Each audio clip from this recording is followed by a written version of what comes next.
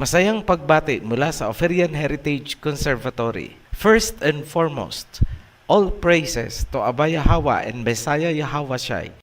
Ito ay isang pastoral guidance lalo na sa mga newly baptized. Welcome aboard the Covenant. Para sa mga nagnanais pumasok, panoorin muna ang Plan of Salvation at ang Guide.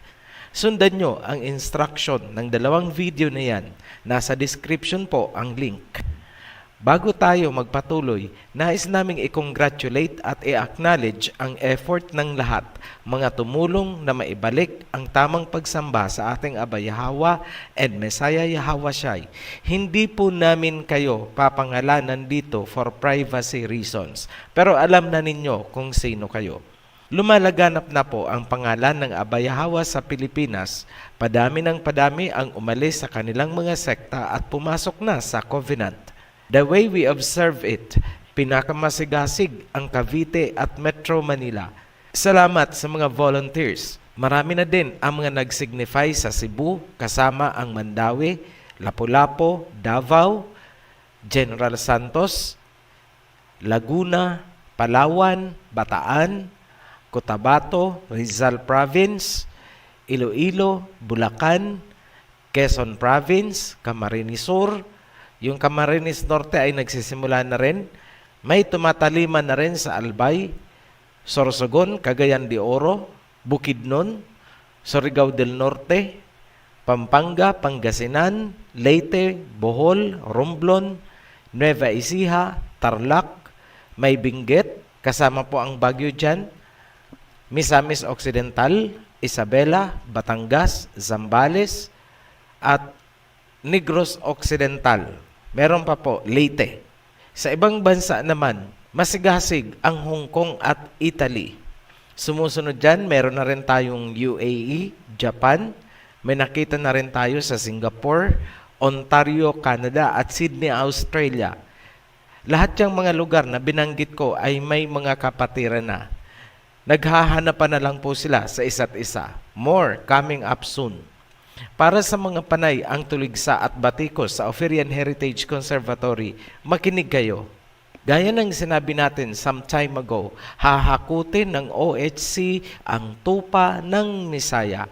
Ilalabas mula sa iba't ibang kulungan upang malaya nilang sambahin ang tunay na Ama at ang tunay na Misaya ng mga Hebrew Shemites. Tinawag natin sila, nakilala nila kung kanino galing ang mensahe at sila ay sumunod. Nasusulat, John chapter 10 verse 27 to 28. My sheep hear my voice and I know them and they follow me. I give them eternal life and they shall never perish. No one will snatch them out of my hand. Masasaksihan ng buong mundo kung paanong ipapamalas ni Abba Yahweh ang kanyang kapangyarihan mula sa silangan hanggang sa kanluran. Ang nakikita nyo ay panimula pa lamang. At bilang panimula, this impact is phenomenal. Gaya sa panahong pinangunahan ni Moses ang Exodus, ganito ang salita ng Ama. Let my people go. Palayain nyo ang aking mga tao. Paulit-ulit naming sasabihin sa inyo, do not stand on our way. Kailangang tuparin ng Oferian Heritage Conservatory ang mga isinulat ni Prophet Isaiah. Mababasa, Isaiah chapter 12 verse 4. In that day you will say, give praise to Yahweh, proclaim His name, make known among the nations what He has done, and proclaim that His name is exalted. Isaiah chapter 24 verse 15. Therefore, in the east, give glory to Yahweh, exalt the name of Yahweh, the Elohim of Israel, in the islands of the sea. Ipinag-utos ng Ama na luwalhatiin ang kanyang pangalan sa silangan at ipakita sa buong mundo. We are set to fulfill this command. Do not stand on our way. Sa mga bagong baptized, ito ang paalala ng conservatory. kayo ay nasa loob na ng covenant. Tandaan nyo itong mga babanggitin namin. Number 1, huwag makikisali sa anumang religious events at mga paganong pagdiriwang o holidays. Kasama dyan ang All Saints Day, All Souls Day, Halloween, Christmas, New Year, Three Kings, Valentine's, Semana Santa, Easter Sunday, Santa Cruzan, at iba pa. Yan ang mga ipinalit ng mga paganong hintil sa mga feasts na ipinag-uutos ng ating Ama. Number 2, huwag kayong makikisali sa mga taong nagbaptize din sa pangalan ng ating Aba Yahweh at Mesaya Yahawashai, pero andun pa rin sa kani-kanilang mga churches. Huwag kayong sasama sa kanila dahil ang kanilang lugar sambahan ay defiled. Ginamit ang lugar na yan sa pagsamba sa Greek Messiah nilang si Jesus Christus. Number 3, huwag kayong kakain ng mga inihandog sa mga Diyos-Diyusan sa mga pagkain galing sa selebrasyon ng mga pagano. Tatalakayin natin yan kasabay ng mga utos ukol sa pagkain. Pero paunahan namin kayo, habang hindi pa natin nagagawa ng video, sundin po ang ipinag-uutos ukol sa pagkain. Matatagpuan yan sa Leviticus chapter 11 at chapter 17 at sa Deuteronomy chapter 14. Ipapaliwanag natin yan sa darating na videos. Pinaka-importante, huwag kakain ng baboy at dinuguan. Huwag kayong magpapalinlang sa mga bulaang tagapagturo na nagsasabing nilinisan na ang mga pagkain na yan. Binabasehan nila ang panaginip ni Peter sa Acts. Ang totoo, hindi nila inunawa ang interpretation o kahulugan ng panaginip ni Peter. Huwag niyong kakalimutan ang false doctrine na nilinisan na ang mga pagkain na yan ay nagmumula sa mga alagad ni Pablo na sumisipa sa covenant at mga kautusan. Mga anak yan ni Pablo, ang peking apostol. Recently, may critics kaming na-encounter na relihiyon daw ang OHC dahil may baptism. Ito ang sasabihin namin sa inyong nang iintriga. Ang baptism ay proseso ng pagpapasakop sa covenant at hindi sa isang relihiyon. Ngayon, bakit nyo ginagamit ang bautismo gayong ayaw nyo naman ng covenant? Para saan ang bautismo nyo? Gaya-gaya?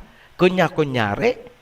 Para kayong nagda-dive sa swimming pool na walang tubig. Isa pang intriga, wala daw authority magbaptize ang sinuman kung hindi pastor or ministro. Ibalik ko sa inyo ang tanong na yan. Sino ang nagbigay ng authority sa mga pastor ninyo na magsagawa ng bautismo? Ang founder ng sekta nyo na ayaw ng covenant? Bakit kayo inutusan ng founder nyo na magsagawa ng bautismo gayong sinisipa nyo naman ang covenant? Dahil ayaw nyo ng covenant, kayo ang dapat sitahin. Bakit nyo ginagamit ang sagradong bautismo? Mga Ophirians, marami kayong pagdadaanan. Wala pa ang Great Tribulation. Ang nai-experience ninyo ngayon ay wala pa ni sa katiting ng darating. Mas matindi ang mangyayari kapag kumilos na ang ecumenism ng Papa. Nagkakaroon na po sila ng mga mutual understanding, unifying charters, yang mga relihiyon sa buong mundo sa pangunguna ng Roma. Lahat ng relihiyon at sekta na sumasamba sa Yesus Kristus ng mga Greeks at ang emblem ay krus, yan sila ang magpipersecute sa mga pinili. History will repeat itself. Ang pagsasanib na yan, ang panimula or introduction ng Great Tribulation. Kung ano ang pinagdaanan ni na Peter noon, ganun din ang pagdadaanan natin. May mga ipapahintulot ang Ama na mamatay sa kamay ng mga kaaway bilang testimony o patutuo sa mga nasusulat. Ngunit huwag kayong matakot dahil narito ang pangako ng Ama, dito kayo tumingin. Revelation chapter 2 verse 10. Do not fear what you are about to suffer. Behold, the devil is about to throw some of you into prison, that you may be tested. And for 10 days you will have tribulation.